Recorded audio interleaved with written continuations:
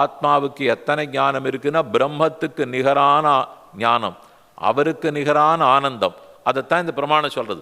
ஞான ஆனந்தமயஸ்து ஆத்மா.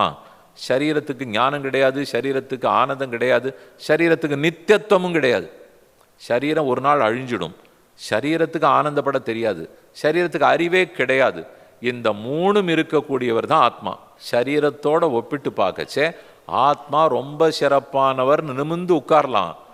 ஆனால் பரமாத்மாவோடு ஒப்பிட்டு பார்க்கறச்சே அவருக்கு தொண்டன் இல்லையா, அதையும் சேர்த்து தான் தெரிஞ்சுக்கணும். பரமாத்மாவுக்கு இவர் சேஷப்பட்டு இருக்கிறார், பரமாத்மாவுக்கு தாசனாக இருக்கிறார்.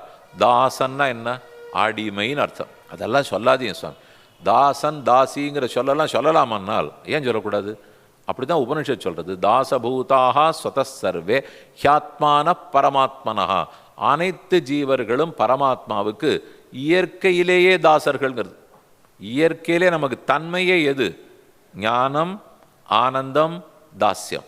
அறிவாளியா இருக்கேன், ஆனந்தமுடையவனா இருக்கேன், நித்தியனா இருக்கேன், தாசனா இருக்கேன்.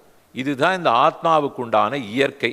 அடிக்கடி நீங்கள் வைணவ சம்பிரதாயத்தில் பார்த்தீங்கன்னா அடியேன் தாசன் தாசன்னு சொல்லிட்டே இருப்போம். அடியேன் ராமானுஜதாசன்.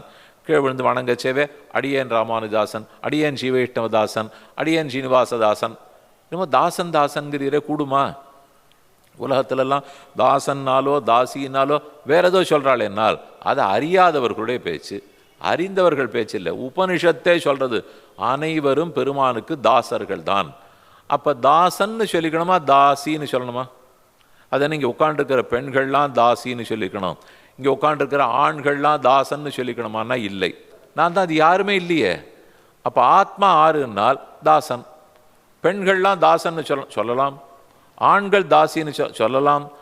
ஆணு பெண்ணுங்கிறது இந்த பிறவியில் போட்டுருக்கிற வேஷம். ஆனால் தாஸ்யம்ங்கிறது எந்த பிறவிக்கும் மாறாது இருக்கக்கூடிய ஆத்மா, அவனுடைய இயற்கை தன்மை. ஆத்மாவுக்கு இருக்கிற தன்மை எதே போல் ஒரு பூவுக்கு மணம்ங்கிறது இயற்கை தன்மை, மாணிக்கத்துக்கு ஒளிங்கிறது இயற்கையான தன்மை, பிரியாது.